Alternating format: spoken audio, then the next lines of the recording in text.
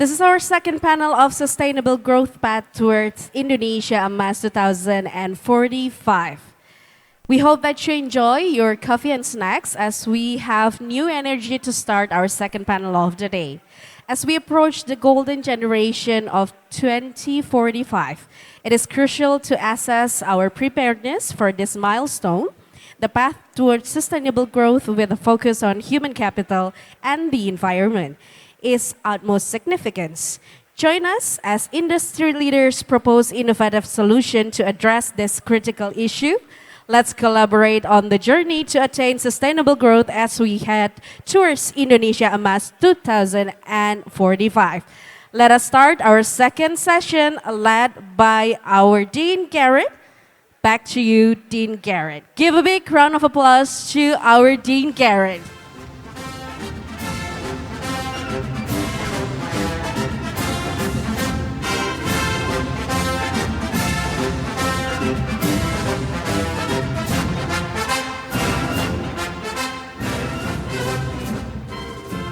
So Trojans, I already have Dean Garrett on the stage.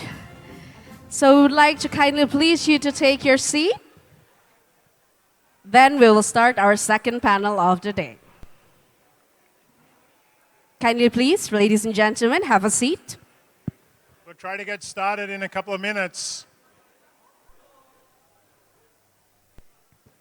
Everyone got so quiet. Thank you, fantastic. Okay, I'm going to sit down. Thank you.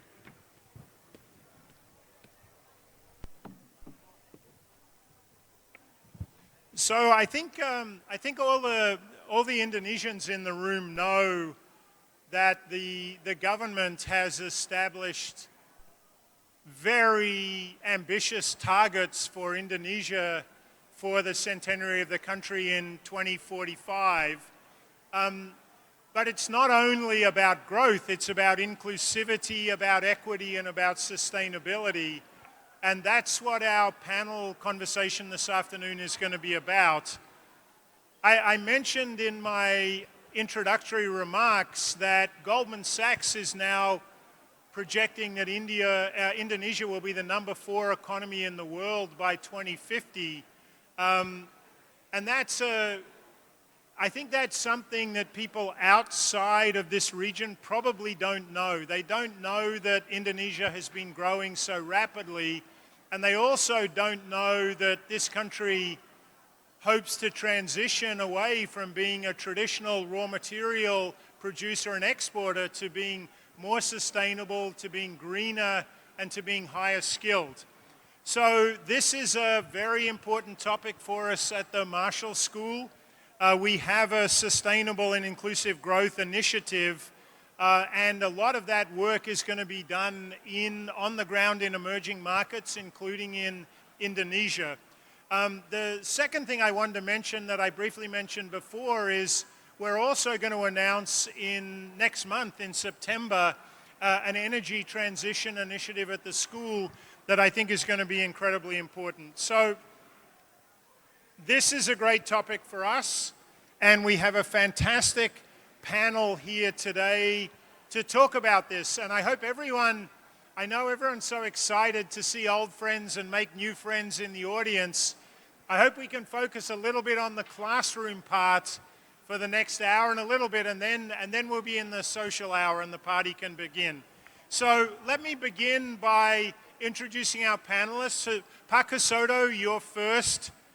As I think everyone knows, Pak Husodo is the chairman of the Gunung Sewu Group, which has 3 very large lines of business, Sequus in insurance and financial services, the Great Giant Foods Company, end-to-end, biggest pineapple producer in the world, and Farpoint, which manages both landmark buildings in Jakarta, but also has built some incredible buildings, including the Sequus headquarters where I was recently. So Pak Husodo is here with us. In addition to the corporate side, I think many of you also know that Pak Husodo has been very important philanthropically and in the social sector, including the Jakarta Property Institute, with a mission to make Jakarta more livable, and Endeavour Indonesia, which is supporting high-impact entrepreneurs. And in addition to being a proud member of YPO, Pak Husodo is an even prouder alum of USC and the Marshall School. And I hope you all know that earlier this year, Pak Husodo was awarded the highest honor at USC for an Asian alumnus. So welcome and thank you. Silva Halim, Silva is here. I saw you. Also a proud USC Marshall alum from the class of 1991. She's managing director of Mandiri Sekuritas, which has been transformed into Indonesia's leading investment bank. And prior to Mandiri Sekuritas, Silva worked at many global iconic financial institutions, including Citibank, Macquarie, and IMG Bearings. Thanks for being here today. Last but not least, I saw Radju Munusamy is with us. He is a policy manager for the Sustainable Development Working Group in the ASEAN Business Advisory Council, a partner and leader for the deals and strategy operations in one of the big four firms in Indonesia, and he also served as the policy manager for the B20 Finance and Infrastructure Task Force last year. Over 30 years in strategic planning and business development, including working for McKinsey.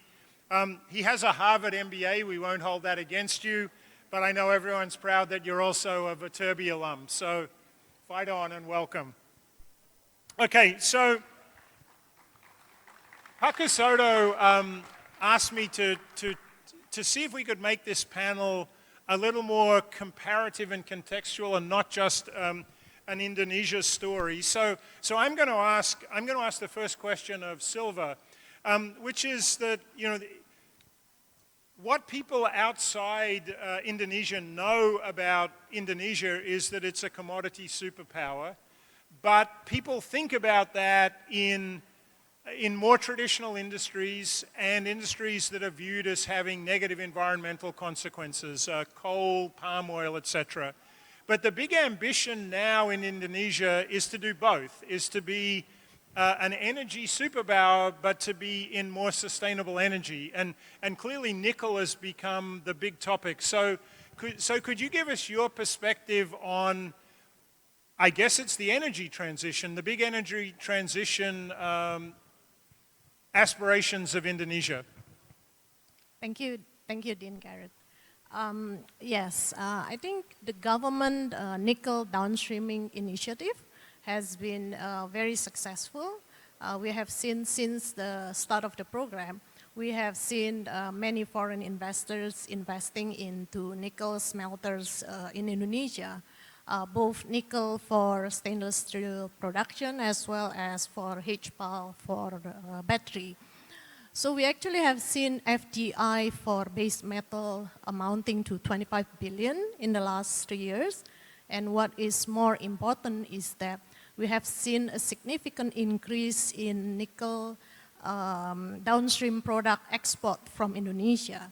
So in 2014, nickel downstream product export was only $2 billion.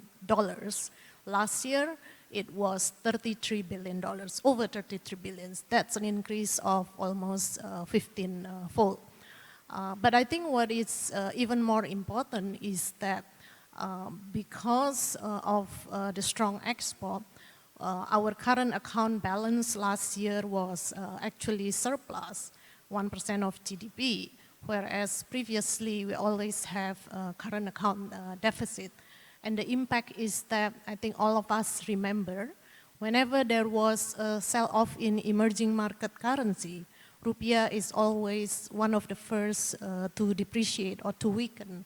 But in this crisis, in the pandemic crisis, actually rupiah has held up very well, partly thanks to the benefit from nickel downstreaming and structural reform in our current account balance. So the macroeconomic indicators are incredibly strong, and certainly the fact that, as you said, that the rupiah has held up is is really impressive and stands out from an external perspective.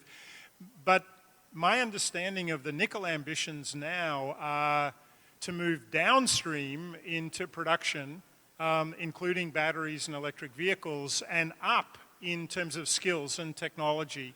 So what's your perspective on that?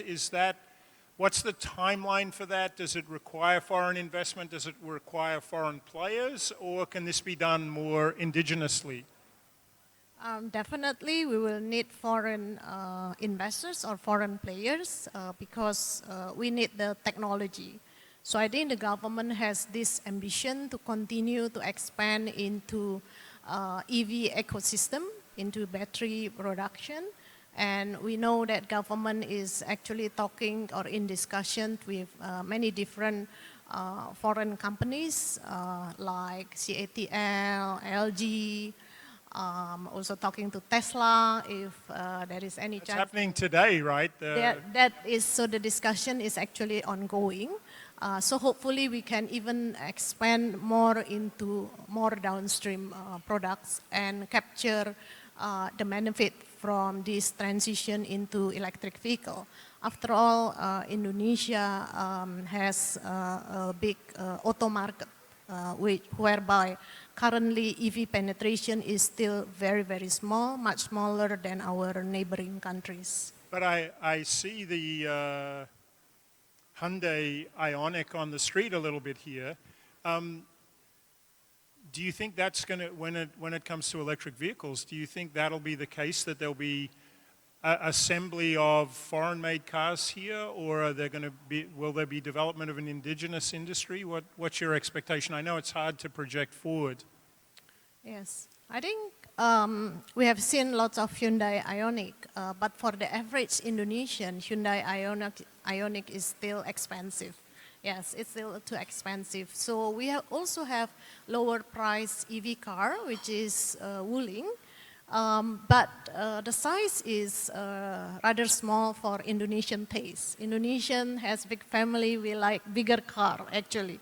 So I think among the automakers, we probably still need a model that fits Indonesian use. But definitely I am sure if Tesla doesn't think Indonesia is attractive enough, I am sure that the other automakers, EV producers would find Indonesia an attractive market because we have a big population and big auto needs or car needs. After all, this year we are reaching GDP per capita of $5,000, and that usually there will be inflection point when you hit $5,000 in terms of consumer purchasing. So Radju, let me bring you into the conversation.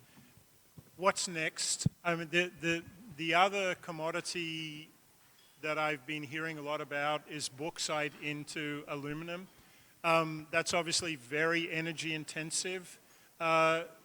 Is that going to be next for Indonesia? I know that Kalimantan is an obvious location. What's your perspective on other minerals beyond nickel? Thank you, Dean Garrett, and thank you for having me.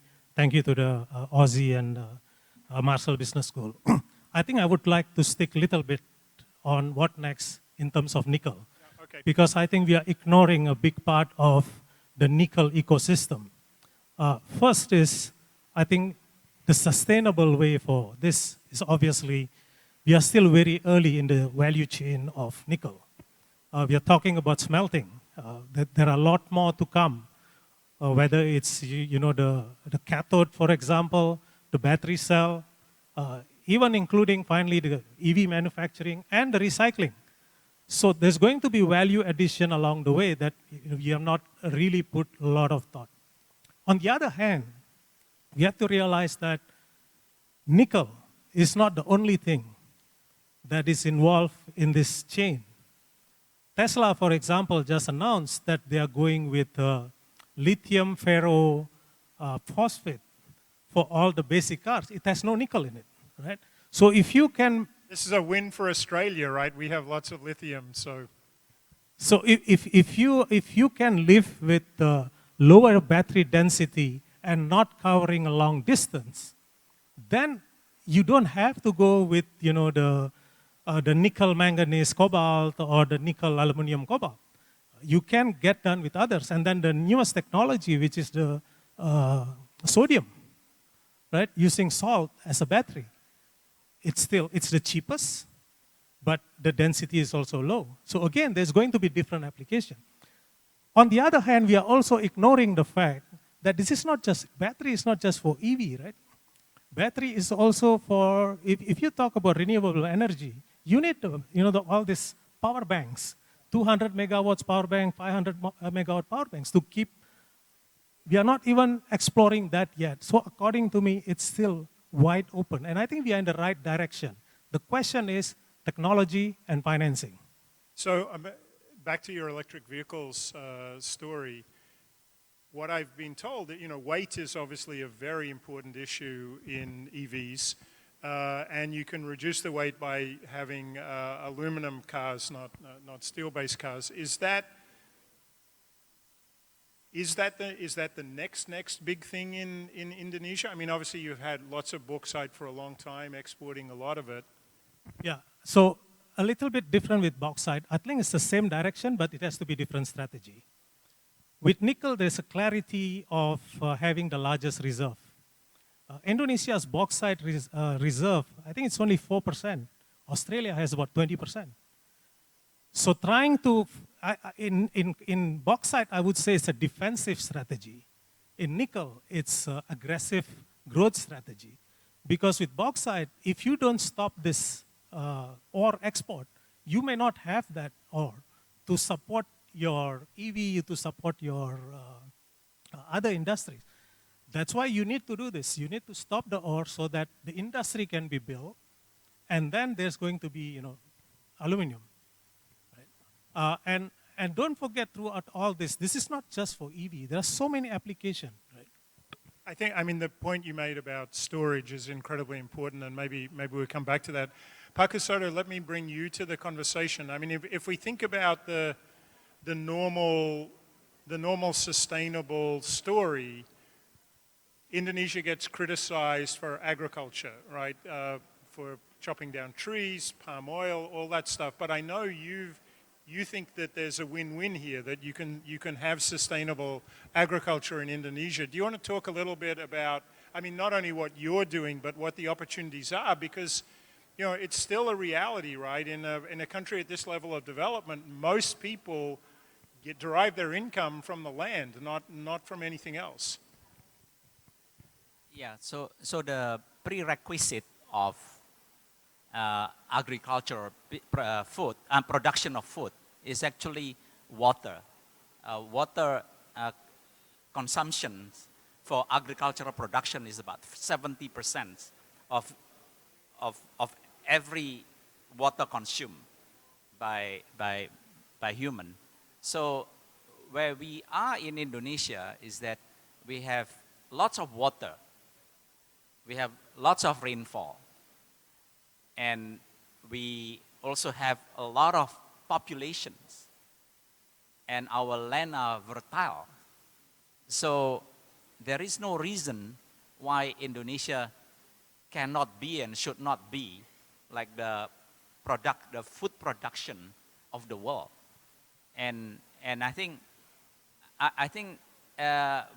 we have done a few of that. I mean, personally, my family has been doing pineapples, and the concept of sustainability is actually we should solve sustainability that is economically viable. So we can't solve sustainability when economically not viable. And actually also the way we think about sustainability is actually a self-interest.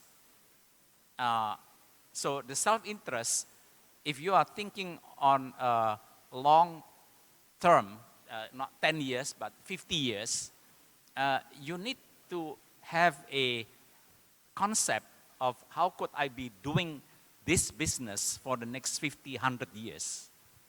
If that is the mindset, then sustainability will come into play. And as an example, is that in the old days, we would use groundwater, and we still do, by the way, but it was like 5-meter deeps, and then over 30 years, it is 30 meters deep, and it just cost more to do. So as a solution, we experimented building lagoon. As a small lagoon, we harvest rain, we capture that we can use those water to irrigate during the dry season. So that is a solution that we are not going to be forever relying on the groundwaters, which is going to be costing more and more to pump the water up. So those are there are many examples that we do, but I think the most example that I can describe in a short period of time is that. Perfect. So the second topic I wanted to address with you all is about infrastructure more generally. I know that's been an incredibly high priority for the Jokowi government. You see the projects in Jakarta, but I wanted to get your broader perspective on how it's going. So maybe I start with you, Silva. You know, again, I'm a proud Australian. I know Macquarie has done a lot of public-private infrastructure partnerships around the world, but my understanding is not so many in Indonesia. What's your assessment of where the infrastructure projects are at? And I know there's been a lot of Chinese investment. Is there other foreign investment that's required or that's here already? Could you give us a sort of broad perspective on the infrastructure agenda? I think infrastructure is definitely a big achievement of President Jokowi's administration, especially during his first term as president. He has been focusing a lot and spending a lot on infrastructure. So the government basically increased infrastructure spending from previous administration. I think it's about 8%. During Jokowi's government is about 14%. Now, of course, some of the roads that are built may not have a high traffic, but that's part of government's contribution. And it is not so easy to invite foreign investors because foreign investors will calculate IRR and traffic flow. But I think we have seen that Trans-Java Toll Road, for example, is something that everybody use, and we are very grateful for President Jokowi's administration for building that. Now we can reach city in Central Java with just a quick 5 hours drive, for example. 60% of toll road in Indonesia is actually being built during President Jokowi's administration. I think another important achievement also of President Jokowi is electrification, building power plant in Indonesia. I think electrification, I read somewhere, has reached 99.6% in Indonesia, which means almost all Indonesia can have access to electricity, which is not an easy achievement given that Indonesia sprawled along 17,000 islands in Indonesia. I think it should continue to be the focus of the government come next government. And just to follow up on infrastructure, you know, one thing, Elon Musk is an amazing person. He's got Starlink. Is satellite infrastructure going to be important for sort of digital Indonesia? Yeah, definitely. I think satellite, especially given that Indonesia is a big country with lots of islands, and we need that digital connectivity. So, Husodo, could I move to you? You created a not-for-profit 10 years ago to make Jakarta more livable. I presume infrastructure was a big part of that story. Does Jakarta feel a better city, a more livable city to you today than it was when you created your organization?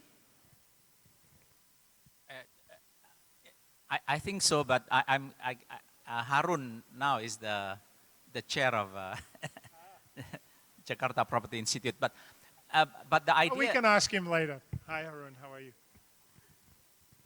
Thanks for coming.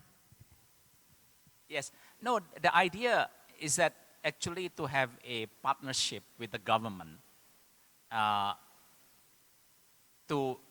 together to build a better city. That was the mission.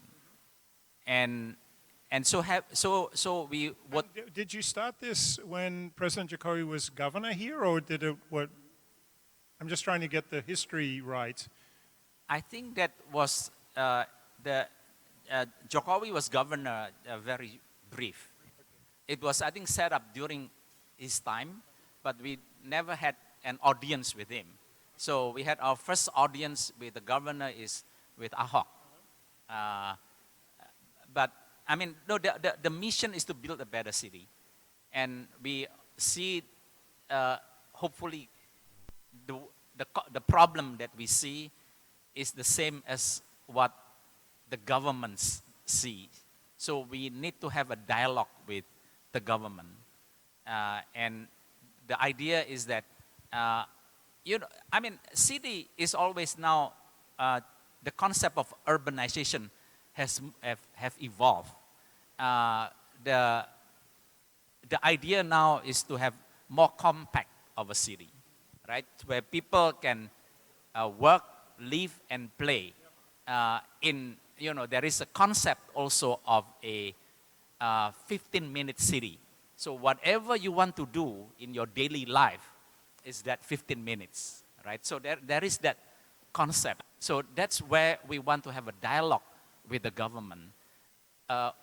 If Indonesia is going to be having 20,000 GDP per year, Jakarta would be three times of that, right? So how do we envision ourselves, developers in Jakarta as well as the government in Jakarta, where do we want to see 20 years from now? So 2 follow-up questions. I love being in big cities, and I always like to walk around in them, particularly when I arrive. It's a good jet lag cure. But Jakarta just feels not walkable to me. Is it possible? And that's a high quality of life story for everyone in the urban environment. Is it going to be possible to make Jakarta more walkable?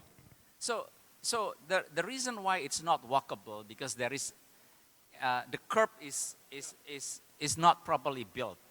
If you see today, Jakarta has more curbs, has wider curbs today than say 5-6 years ago, and also one of the prerequisites to people to walk is that the setback. When you have a setback, the setback with the curb must be 0. Here. No, that's not the regulation. Yeah. The regulation is that the setback is sometimes 12 meters from the road. So in that way, there is really no, the walking experience would be different. I mean, if you are in New York or in Hong Kong, the setback is 0. You walk and there is a shop. So that's where we are. Part of the thing is to promote a walkability in the city. I would certainly love that. So last Jakarta question, I've learned in the last couple of days about what sounds an ingenious public sector, private sector combination to combat sea level rise and the fact that Jakarta is so low, which is reclaiming these islands and then building roads to them. How worried are you about Jakarta as a sinking city?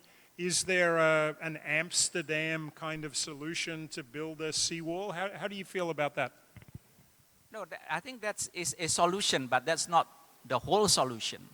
There's one of the other solution. They call this sinking is subsidence, because what happened is that when you have a lot of population taking groundwaters, then the water level will decrease, like what I was explaining in my plantation. And when you have a lot of population on top of it, then it will sink. But you know, I think the government is, of course, considering of banning using groundwater. But when you ban using groundwater, you have to have pipes water, right? So that's an investment that that the city has to make. And it happened, Jeff, by the way, it happened in Tokyo. Tokyo from 1910 to 1965. It's also a certain part of Tokyo, their subsidence level was quite serious, and the water level was down. But they managed to manage it and reverse it, actually. So it's multi-pronged solution. But I still believe Jakarta will be a better city in the next 50 years. Fantastic. And you know, Tokyo is a fantastic comparison.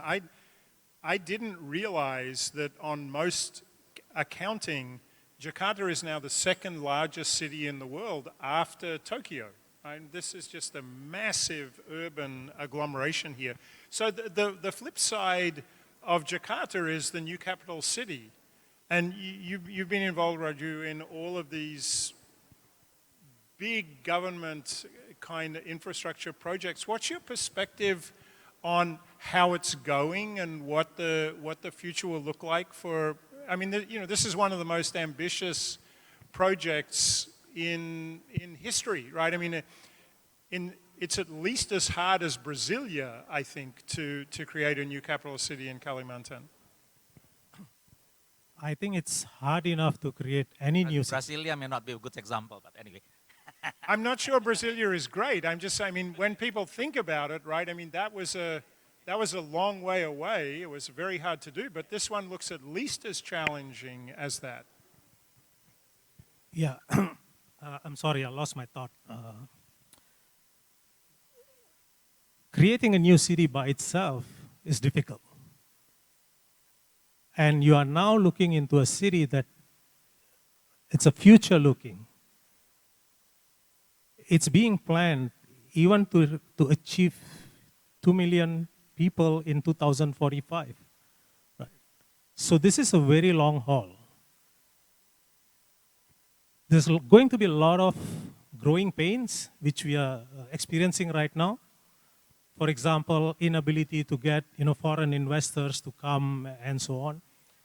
But I think those things will get sorted as more confidence, you see reality, and this is where I think the government and the state budget and the SOE's contribution is going to be to have the initial shape that will finally attract the rest. So back to my Macquarie example, PPP, public-private partnerships, will the new city require a lot of private investment or can it be government-led? Without trying to divulge more than what I can say, yes, there has to be, in Indonesia I call it KPBU, which is a public-private partnership. Yes, it's required, but at what stage? I think in today's stage, it's not the right time yet, but it will be in 3 years, 4 years, the moment other developments are happening. You can really split this capital development into the government part of it and the infrastructure part of it, the supporting part of it. There are a lot of components of this new city development, and this is where it's going to happen. The direction of what the city is going to be is also important. I think Indonesia is really trying to make this into a city like no other in the world. It's the concept is with forest. Now I don't know how well it will sell, but definitely if you look at it, I think it's not really something not achievable, but it's going to take a very long term with a lot of growing pains. The key is why a lot of people are a bit hesitating is just because there is a government change coming up, right? But whatever the next government going to do in the first 3 months, 4 months, that's going to be the one that shaped how interest is going to be for this capital. Thank you. So let's have another topic on the inclusive growth side, human capital. So again, from an economist perspective, Silva, what's your assessment of human capital in Indonesia today? Where do the investments need to be made? What's the best way to invest in human capital here? I'm not the expert on human capital, but I think from practical experience, and I think Minister of Education has also been trying to do this, to do reform in our education system. From my practical experience, it's very important to invest in human capital. Especially, we often find a situation whereby we hire people who is university graduate, and yet we need to retrain them, that often they are not ready to go into the workplace because a lot of what they learn is too academic. So I think it is important also for our universities to focus, maybe do more internship, but also focus more on practical aspect, not just... This is good news for business schools. This is what we do. Yeah, because that's our experience, that a lot of time we hire people who graduate and yet they're not ready for the workforce. So, Husodo, what about farmers? So again, for the foreseeable future, agriculture and farmers, small farms have got to be a really important part of the economy. I know you're committed to improving their welfare. How do you do that? Do you do it with technology? Do you do it with education? What's the path forward for rural Indonesia?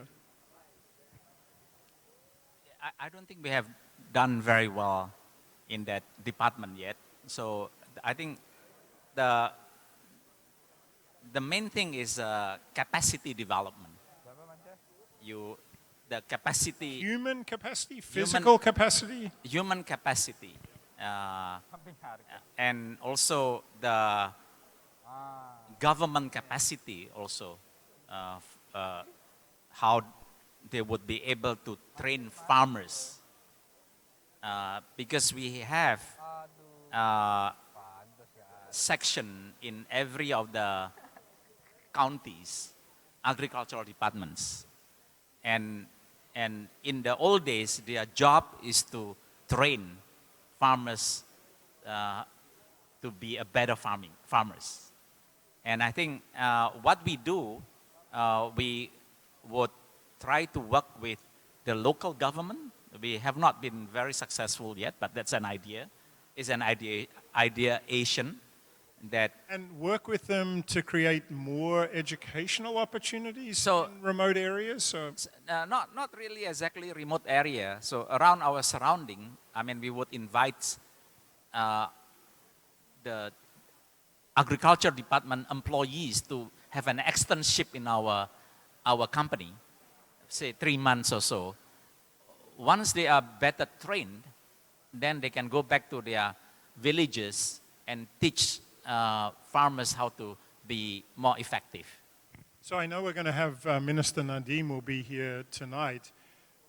From the government perspective, how do you see the human capital agenda as, I mean, progress made, how far along the path? You were talking about long-term on the capital city. I presume human capital is also a long-term game. Yeah, I don't think I'm qualified to talk from the government's point of view. How do you observe the government and not... But I think let me say what is required, what should they do instead of saying, how they think about it. I think the very first one is to realize that we have both quantity and quality issue. By quantity, I mean our preschool and university enrollment are still way, way below average. Your primary school and up to high school, that's okay. But when you come to preschool and university, definitely it's very low. It's in the 30s. Right?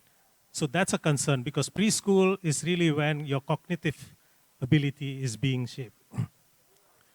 The other issue that we have in this is nutrition, because part of how to get quality is not only the input, but your ability to absorb. And that comes, for example, on the kind of nutrition you have. Indonesia has stunting problem. I think this is quite well known. And that, in fact, will affect the quality of human that you need for the year, for the golden period 2045. The other thing that we really need to focus is how to use digital to help improve the quality of human resource. Now, we are just focusing on education here. We are not talking about much on health side, which is, the other dimension of human quality, right? So you have education, you have health. So all this, I would say we made more progress in the last 4 or 5 years in these two areas compared to that we made, for a very, very long time. So again, I think the direction is correct, but I think fine-tuning will be required. And as I mentioned, focus not just on quality, but also quantity, because otherwise you're going to use your demographic bonus. Yeah, and when we spoke, you made, I think, a really important point, which is that a demographic bonus of having a young population can turn into a challenge if you don't create productive economic opportunities for young people. So challenge and opportunity. So I have one question for Silva, one question for Pak Husodo, and then I'd like to broaden it to questions from the group. So please get ready to engage with our panelists. So question for you, Silva, is about Chinese investment. Obviously, Chinese FDI has been a big story here, as it has been in many emerging markets.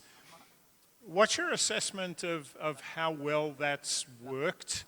We have do the global perspective. There is a view that Chinese investment in Africa was not very well accepted by Africans because the Chinese investment didn't integrate with the local environment. My understanding is that it's been a more collaborative story here, and that not only has Chinese investment been high in an FDI sense, but it's viewed as being very productive. Could you give us your view on that external player? I think the majority of the Chinese investment in Indonesia is in the commodity sector, the mining sector. And in all the investment, there is a local partner. So for example, San is a big player in nickel downstreaming, but each joint venture will have a different local partner. So that's part of transferring knowledge to the local as well.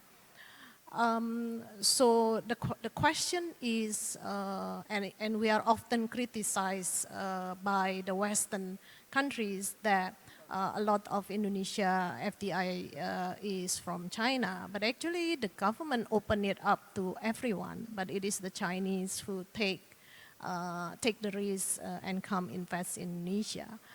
Perhaps if I may also ask you, Dean Garrett, why do you think the American or the Western countries are not investing as much as the Chinese in the commodity smelter downstreaming? What it will take for Indonesia to get a higher investment, for example, from the United States? So we should ask the ambassador that when he comes back for dinner over a drink. But I have a very simple perspective on this, which is not only true in Indonesia. It's certainly true in Africa and other parts of the world, that the Chinese investors tend to take a much longer term time horizon and be quite strategic. Western investors, and particularly American investors, much shorter term time horizon, and they're much more risk averse. And so, I think this is a real challenge for the U.S. and certainly the Biden administration sees that. And for example, they've come up with something that's the equivalent of Belt and Road Initiative. They want to invest in an alternative to the Asia Infrastructure Investment Bank. but it's just antithetical to a short-term, quarter-to-quarter motive that American companies run by. So I don't think it's going to be easy. I had a meeting this morning with somebody from the Australian embassy, and I was asking, something that Pak Boy and I talked about. Why are the Australian mining companies not investing in Indonesia? And this person from the embassy said, well, this is tricky, right? Because of course, the Australian miners have got a lot of expertise that would be very helpful here, but they also know if they invest in Indonesia, they're going to undermine the production at home because you bring better technology at lower cost to Indonesia. So I think it's a somewhat complicated story, but the bottom line I think we see all around the world on Chinese investment, it's just much longer term time horizon. And that helps in emerging markets. You want to weigh in on this topic? Yeah, can I add to that? Please. I think with the Chinese government, there is much more push by the government to the private sector to go outside. Whereas in US, I think it's more policy, but then it's left to the private sector to venture and do what they want. And Western companies typically will have much higher threshold and considerations before they go outside to invest.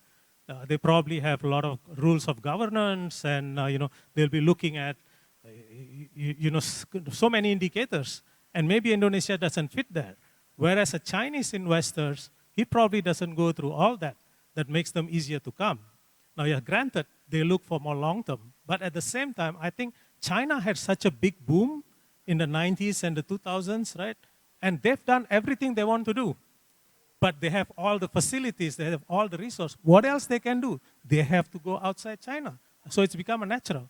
That's not the case with the United States or any other Western countries. Yeah, I think that's a very important point. And certainly, it is remarkable just how good Chinese infrastructure is and how quickly they developed it. So of course that becomes an export industry. It makes perfect sense. So last big topic for you, Pak Husodo, is about net zero. I know you're a committed environmentalist. You want to make everything in Indonesia more sustainable, but you were saying to me that you think it's a little bit unfair of the West to be asking emerging markets to forego the traditional energy route that the West built through the Industrial Revolution. So how do you think Indonesia should navigate the sort of global sustainability politics going forward? Well, before I answer that question, I want to continue what all right. Radju was saying. And what Silva was talking earlier. Indonesia economic weaknesses in the past is that current account deficit and also budget deficits, because the tax ratio, the tax income does not compensate with the infrastructure or the expenses that we are going to build. But the nickel, the mining strategy of downstreaming, that actually changed the whole structure on our economy.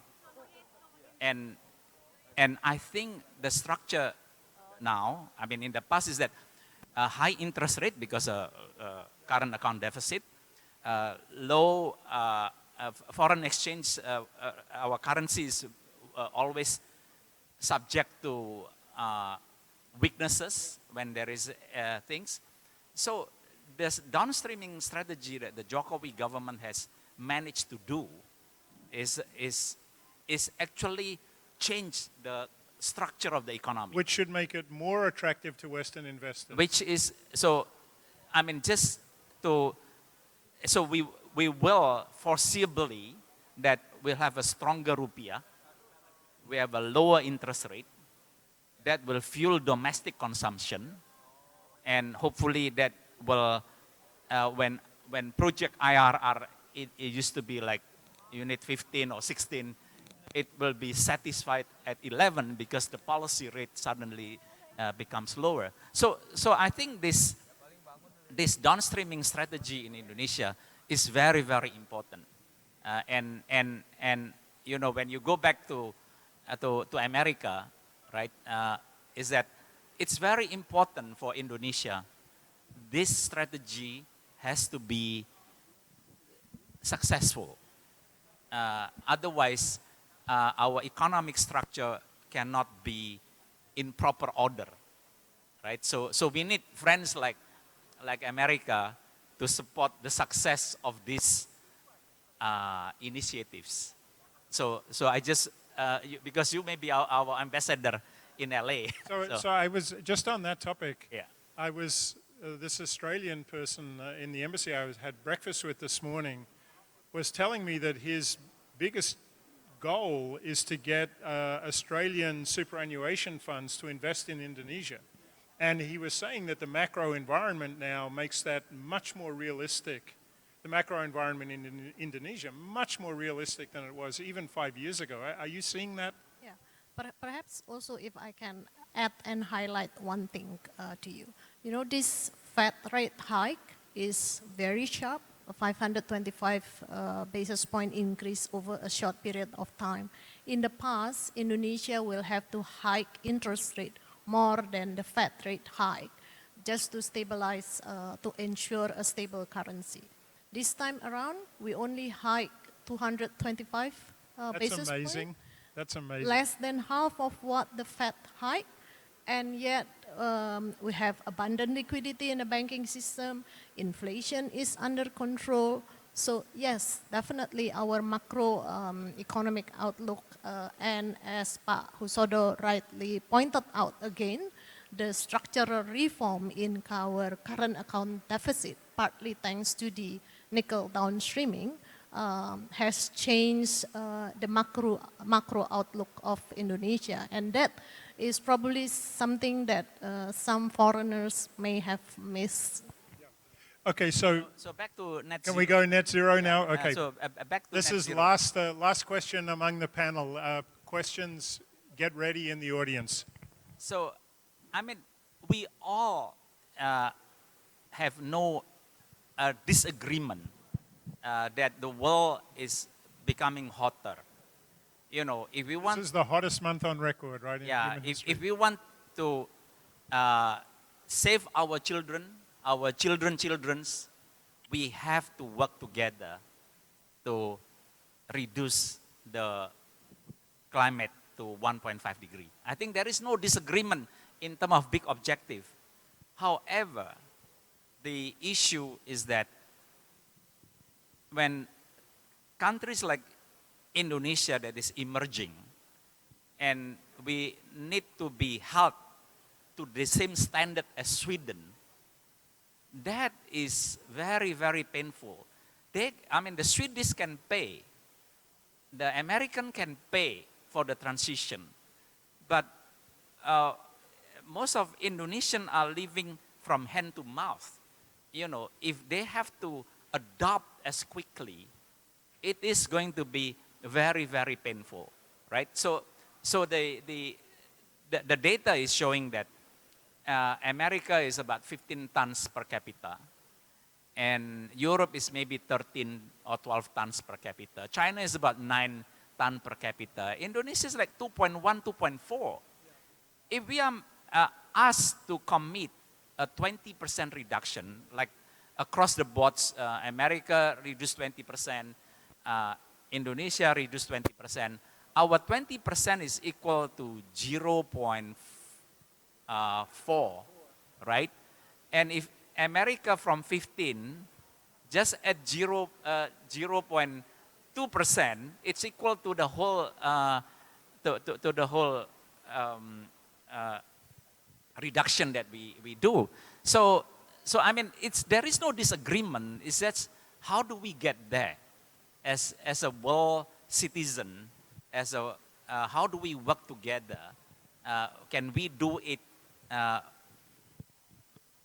without penalizing our people? Yeah, I think this fairness point has always been there, and people in the West tend not to want to accept it, right? But it's a very powerful point. Did you want to weigh in on net zero?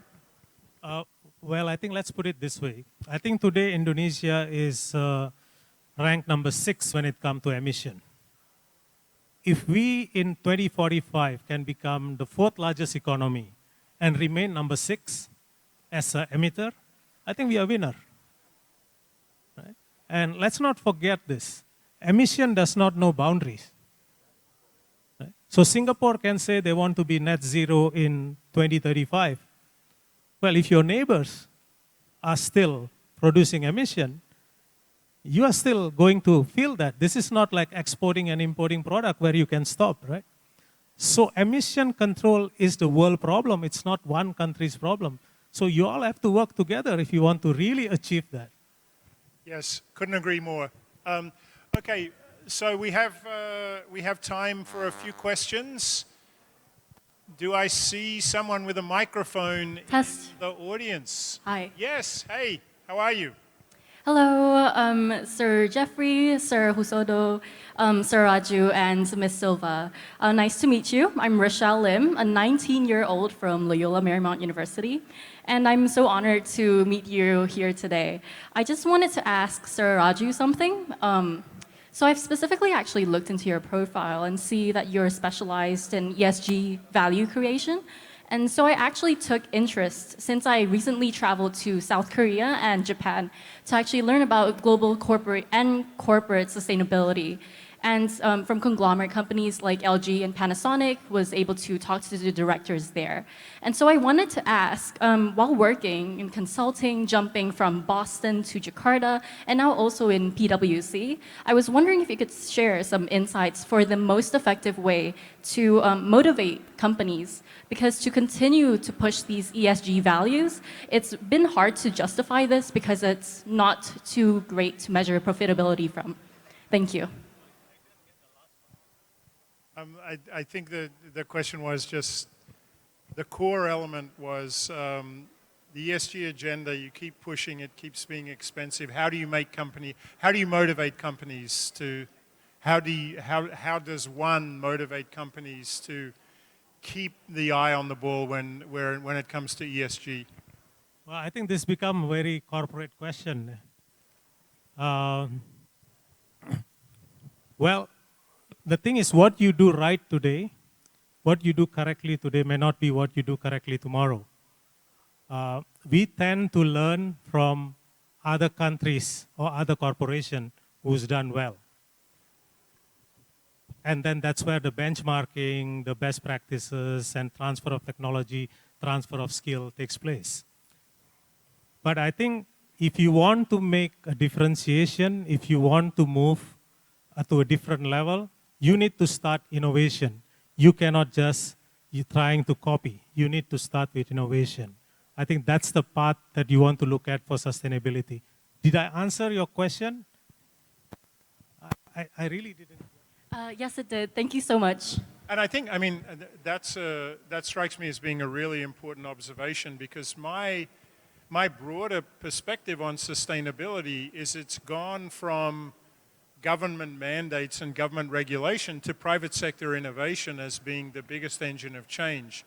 So the private sector goes from being the problem, part of the problem, to part of the solution. But let's not forget, why do we talk about sustainability?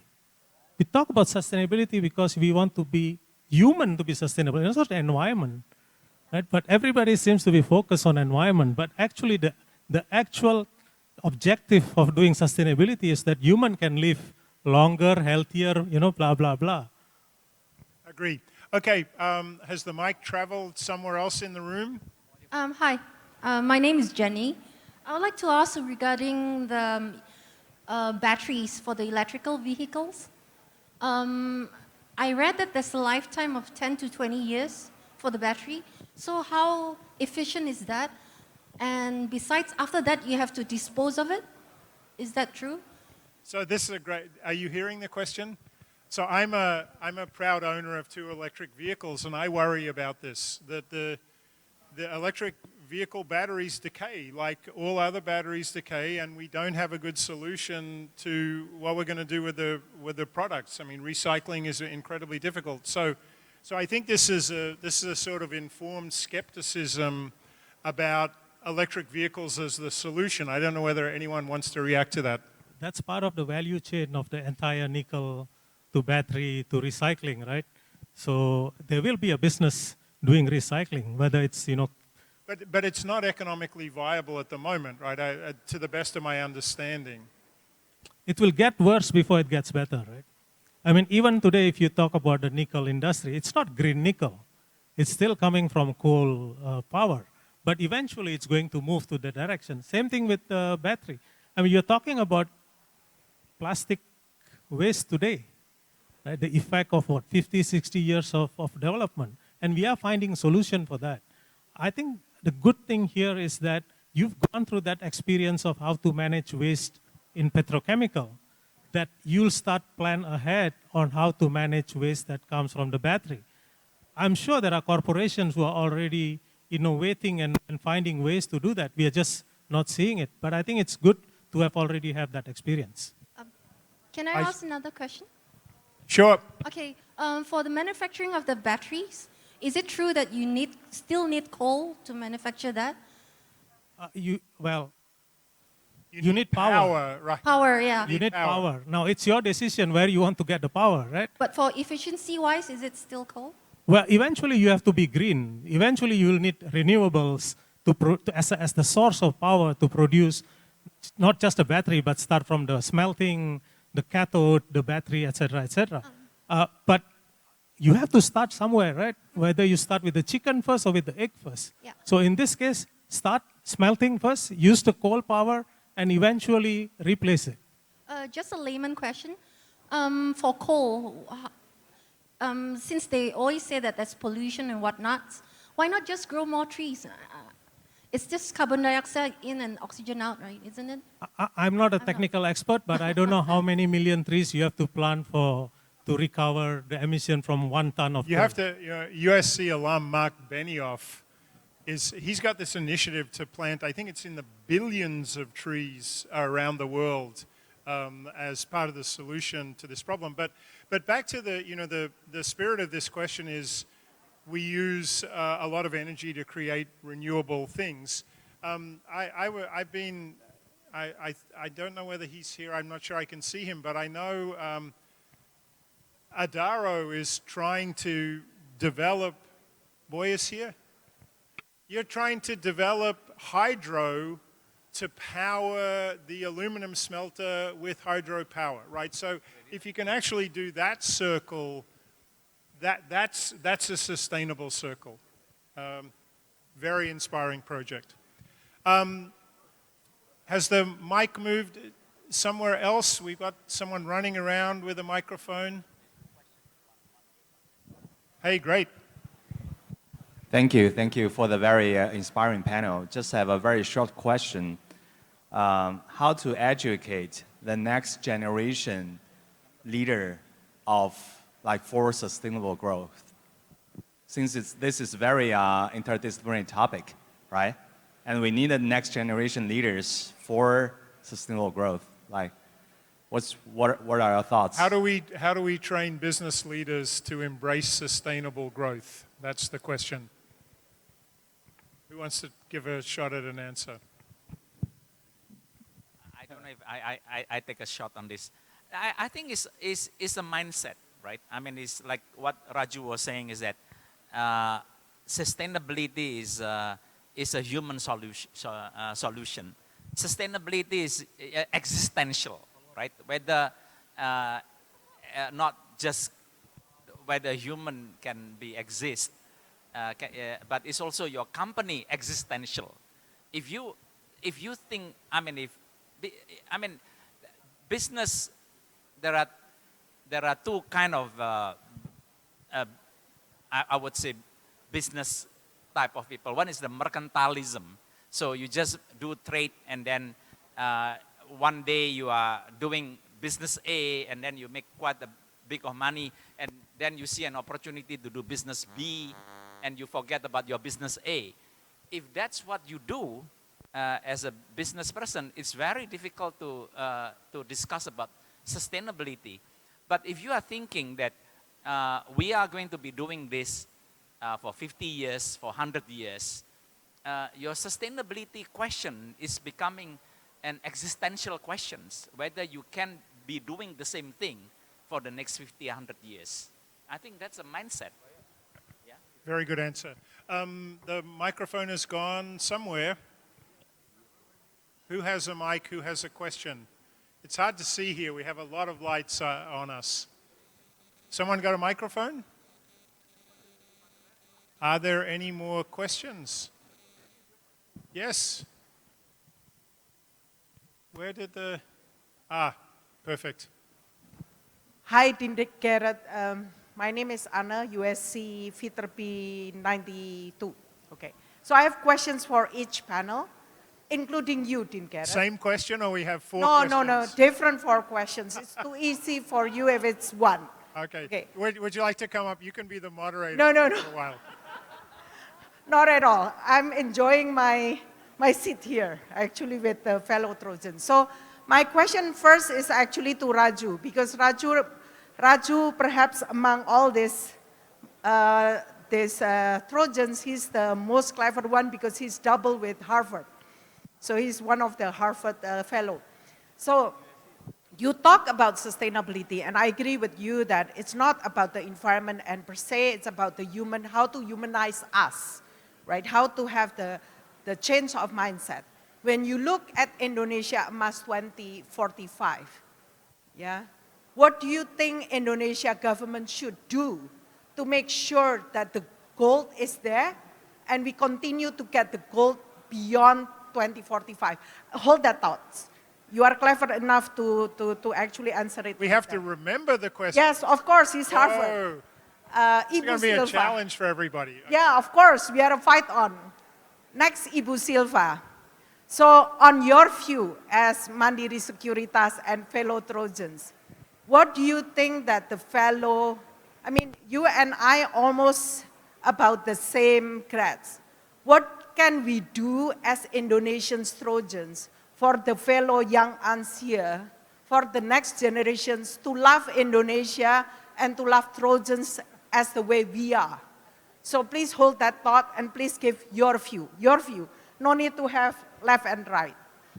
And Pak Husodo, everyone, I have to say to all of you, including Dean Garrett, Pak Husodo is the founder of Alumni USC Indonesia. Big applause, please. I think without him, there is no alumni USC Indonesia. Correct me, Pak Holik, right? So I think, Pak Husodo, when I look at your USC class of 77, I was wondering, back then I'm 5 years old, Pak. Sorry. It shows my age and it shows yours. But you look very young. So what is your secret? No, can I have the ladies there, you know, the Mrs. Husodo there. You can tell your secret among us. It's, you know, no, it's okay, right? What do you think Indonesia Emas 2045, in your view as a Trojan 77, should be? I mean, you are our mentors, the big mentors of our generations, me and Silva, and also Radju. But then I want to see your view, and also later on Pak Edwin's view, how we and the next generations of Trojans can actually fulfill your dream. Sorry, Pak, you are Opa already, right? My status not yet Opa, including Harun already Opa here and Pak Edwin. But we, not the Opa one, we need to continue the legacy of your Indonesian Trojans. Okay, hold that thought, okay. Next, you, of course, I need to ask you, Dean Garrett. You know, the first time I met you in Trojan's office last year, if I'm not mistaken, I asked you that, I mean, all of the panels agree that to have Indonesia Emas 2045, what we need is not the natural resources of Indonesia. What we need is a gold human resources of Indonesia. And as marshals, and why we are sitting here, all of us gathering here, because we actually want to urge USC, if we can have 2 years in Indonesia and 2 years in USC and still have OPT in the US and they come back to actually have the dream job in Indonesia. Can you actually fulfill our dreams, Dean Garrett, which of course resonate the whole floor here, because we want to see the next generations of Trojans, not like Europe demographic, but as an Indonesia young demographic. I think that's it. Please kindly, so I think I have to ask that question. I think what right? this means, I'm going to translate this as everybody gets a closing statement. Yes. Okay, Thank you very closing much. statement. Do we want to go around the horn on the closing statements? You want to go first? I actually don't remember the question, but I answered. Brilliant. It's quite, when you talk about Indonesia Emas 2045, I think this is just simply coined because it's 100 years and you want to call it gold. Traditionally, when someone say golden period, they were looking behind, not looking to the front, right? When you say Hollywood golden period was in the 60s, they said it in the 70s and 80s. They didn't say it in the 50s because you don't know what's coming.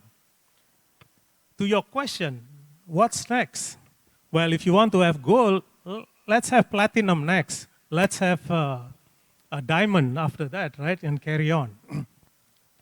But the point is, I think if you want to look at what is Indonesia goal, it's really to avoid the middle income trap.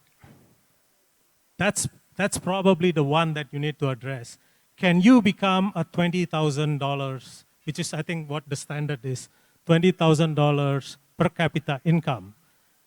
And then how do you make sure your Gini coefficient is low, right? So, you have that sort of equality. I'm not saying socialism, but you reach that decent life. And talking about decent, in 2045, the young generation, the one that you are sort of alluding to, they need life too. And they need a good place. It's not just living, right? It's also life. So what kind of life?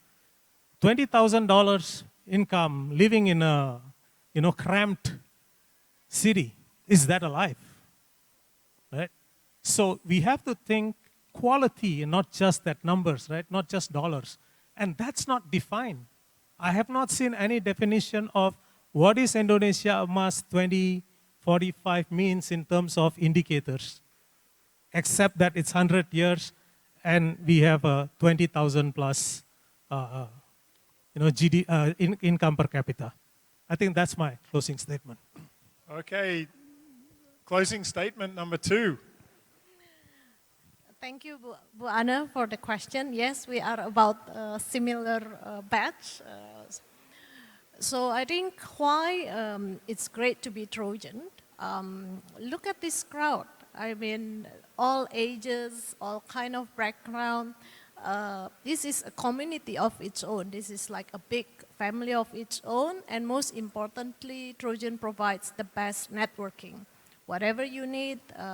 One thing very interesting in the Trojan, one of the Trojan WhatsApp group that I'm in, that Ibu Anna is also in, when people just say, oh, I need to find supplier of this and this, immediately, not long after, there will be another Trojan taking up the questions or the query. So I think the Trojan community that we have built, this is priceless. Do you realize that there is a wait list for this event? Some people want to come today and cannot come because the capacity is full. So on Indonesia, our country has such a big prospect and so much opportunity. And we have seen that under the right government, under President Jokowi's administration, Indonesia has emerged as a very strong economy. So there is still so much potential in this country if we do it right. I think I saw a lot of young people in this room. The tech startup, for example, is Indonesia the most technologically advanced? No, not necessarily, but we have the highest tech startup in ASEAN. Indonesia is the center for entrepreneurs because there is so much opportunity. Soto, how do you stay so young? Okay. Yes, that's the question. You guys should try to eat pineapples every day.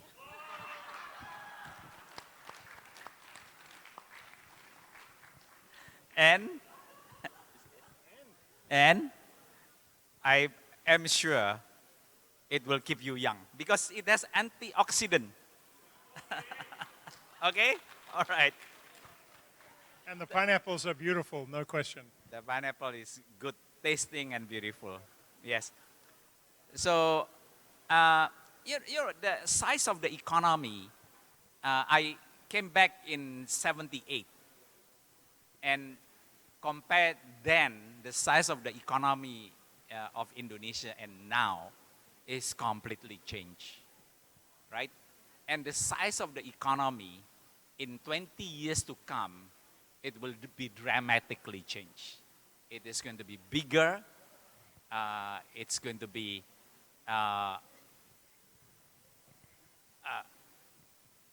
more sophisticated, so to say. So, and in 78, when I came back, there is nothing. Whatever you do, you can make money, right? Whatever you do, there is lack of capital. There is lack of knowledge. So we are much better now, but we are going to be a different size of economy. So the knowledge acquisition is very, very important for young people. And when you have such a bigger size economy, supposedly, I mean theoretically, there will be more competition. And when you have more competition, you really have to work harder. And I think that will keep Indonesia progress. So, yeah, so that is my view. Thank you. Thank you. And so I'll go last. And Anna, your question about how to create more opportunities for students to study at USC without having to pay the full cost of a USC degree, something I'm thinking a lot about. But of course, there's still great value, as you know, to spending time in the United States. So it's fantastic that that Pak Boy was willing to do a scholarship to take the costs out of the equation for Indonesians in the IBER program. That's one way to do it. I think there are other things we can do by granting credit towards our degrees from study that's done locally here. That reduces the cost. I think it's easier for us to do that at the graduate level than the undergraduate level, but we could have a conversation about that. What you don't know is that the time's up sign came about 5 minutes ago, and I think everybody is probably ready to move on to the party part of this event. So could everyone in the audience please join me in thanking our panelists for such a fantastic conversation. Thank you. And I've now learned that we have to stay here. We're staying here.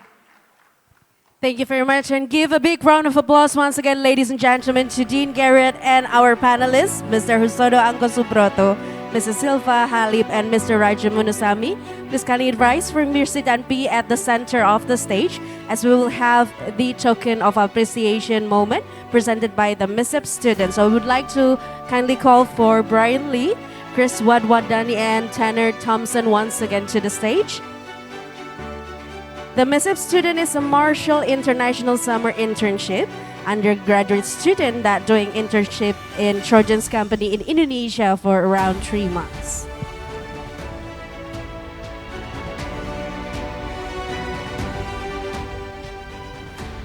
Kindly please Brian Lee, Chris Wadwadani, and Tanner Thompson to give the appreciation and gratitude to our speakers and moderator.